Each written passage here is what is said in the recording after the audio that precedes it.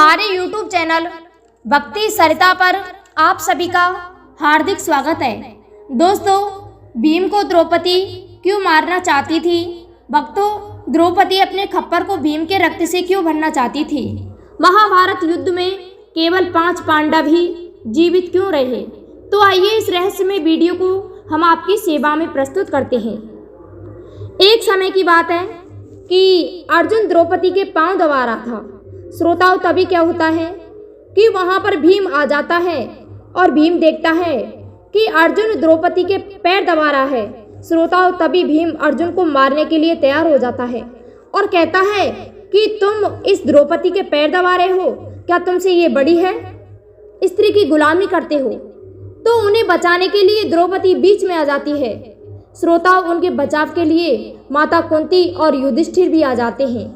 युधिष्ठिर भीम को समझाते हैं कि तुम्हारी इस लड़ाई को देखकर हमारे शत्रु कौरव हंसेंगे। तो भीम नाराज होकर के, क्रोधित होकर के घर से निकल जाता है और एक वन में पहुंच जाता है। वहां उसने देखा कि एक नक्टासुर नाम का राक्षस घूम रहा था। दोस्तों, उस समय दिन छिपने को था। वह नक्टासुर नामक राक्षस सोचता है कि मुझे कोई शिकार नहीं मिली है और शाम का वक्त हो गया है। तभी उसे भीम दिखाई देता है। तो वह राक्षस भीम को देखकर कहता है कि ये मानव तो छोटा सा है, इससे मेरी कोई दुश्मनी नहीं है, इस बेचारे को मैं क्यों मारूं? परंतु यदि ये पांडवों में से होता तो मैं इसे अवश्य ही मार देता, क्योंकि पांडवों में से एक अर्जुन नाम का व्यक्ति है, उसने मेरी नाक को काट दिया। ये सुनकर के भीम में उत्साह उत्पन्न हो जाता है और कहता है कि मैं तुमसे युद्ध करूंगा। तो श्रोताओं, भीम में और उस राक्षस में युद्ध होता है। भीम उसके पैर के टखने तक ही पहुंच रहा था। तो भीम ने उसमें गदा मारी जो उसके पैर के अंगूठे में लगी। तो उसकी उस गदा से उस राक्षस के कुछ भी नहीं हो रहा था। तो वह राक्षस भीम को पैरों से कुचलता है, परंतु भीम इधर उधर फुर्ती से निकल जाता है।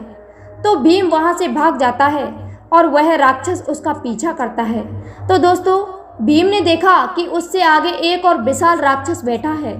तो भीम ने एक युक्ति सोची। उसने सोचा कि मैं इसे अपना मामा बना लेता हूँ। तो भीम ने दूर से उस राक्षस से कहता है भीम कि मामा राम राम। तो राक्षस सोचने लगा, ये तो मेरा भांजा है। नहीं, मैं तो सोच रहा था कि मेरा कोई शिकार आ गया है। तो इस प्रकार से वह राक्षस भीम से कहता है कि भांजे, मेरी जूतियां रह गई हैं, तुम उन जूतियों को ले आओ। तो भीमसेन से उस राक्षस की जूतियां नहीं उठी। तो वह राक्षस कहता है कि भांजे कोई बात नहीं, मैं खुद ही उठा लूँगा। तो भीम से वह राक्षस कहता है कि भांजे, और कहाँ से आ रहे हो?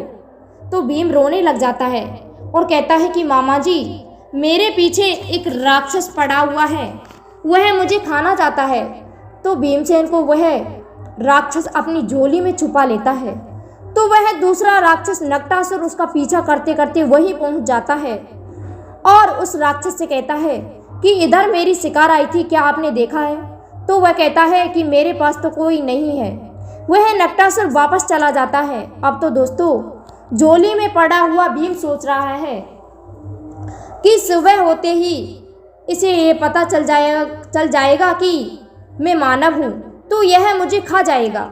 भीमसेन को वह राक्षस अपनी झोली से बाहर निकाल लेता है। तो भीम एक युक्ति सोचता है और वह कहता है कि मामा, मेरी माँ अकेली है और घर में कोई नहीं है, इसलिए मैं जाना चाहता हूँ। तो राक्षस कहता है कि पुत्र, अब रात्रि है, जाने का समय नहीं है, सुबह चले जाना, अब इतनी जल्दी क्या है? परंतु वह ग्रीष्म काल का समय था। भीम कहने लगा कि मामा, अभी तो रात्रि का कुछ भी समय नहीं हुआ है, मैं चला जाऊंगा। तो वह राक्षस कहता है कि ठीक है पुत्र, चले जाओ। इस प्रकार भीम वहां से चल देता है। तो भीम सोचता है कि मुझे घर तो जाना ही नहीं है, मैं इस वन में ही रात बिता लूंगा। तो भीमसेन रात्रि बिताने के लिए एक बरगद के वृक्ष पर चढ़ जाता है। तो भीम ने देखा कि एक व्यक्ति आता है और वह उस बरगद के नीचे से झाड़ू लगाने लगता है। दूसरा व्यक्ति आता है तो वह छिड़काव लगा करके उस मिट्टी को जमा देता है। फिर उसके पश्चात 8-10 व्यक्ति आए और उन्होंने आकर के एक बहुत बड़ा सिंहासन बना दिया और छोटे छोटे कई सिंहासन लगा दिए और अनेक प्रकार की सजावटें कर दी। अब क्या होता है कि दोस्तों, वहाँ पर देवता आते हैं और अपने अपने सिंहासनों पर बैठते हैं। भगवान कृष्ण भी आते हैं और वे उस बड़े सिंहासन से छोटे सिंहासन पर बैठ जाते हैं। अब तो भीमसेन सोचने लगा कि भगवान कृष्ण से भी बड़ा कौन है जो ये इस छोटे सिंहासन पर बैठे हैं। भीम सोचने लगा कि इस बड़े सिंहासन पर कौन बैठेगा, देखता हूँ। तो तभी क्या होता है दोस्तों कि वहाँ अष्टभुजा का देवी का रूप धारण किए हुए, हाथ में खप्पर लिए हुए, धनुष बाण और अनेक प्रकार के अस्त्र और शस्त्रों से सुसज्जित वहाँ पर द्रौपदी पधारती है।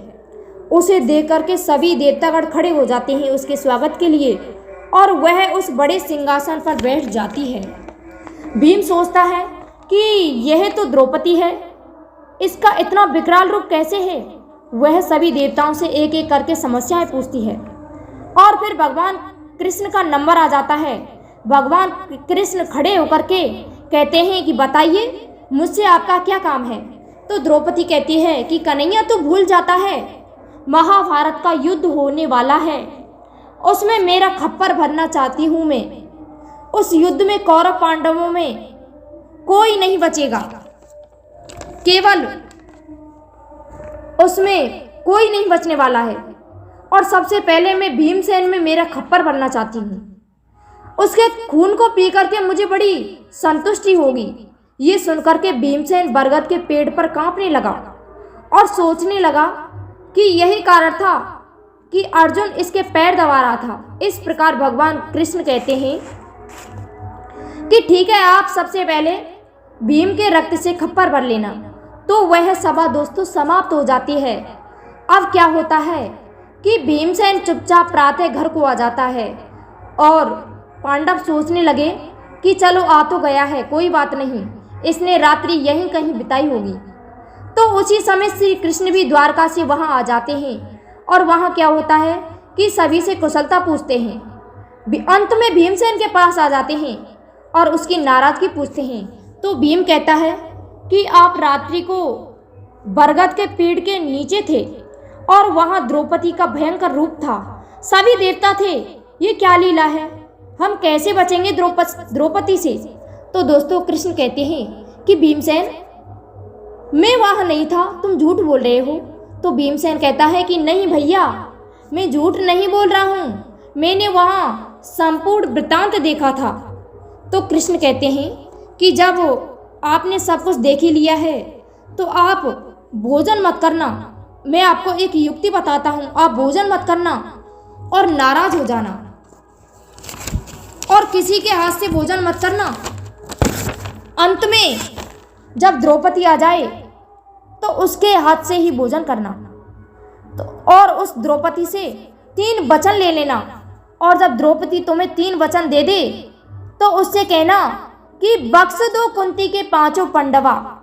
दोस्तों भीमसेन ने वैसा ही किया श्री कृष्ण की युक्ति के अनुसार और उसने भोजन नहीं करता है। वह माता कुंती कहती है कि पुत्र भोजन कर लो। तो भीमसेन कहता है कि मुझे भोजन कम रह जाता है इसलिए मैं भोजन नहीं करता।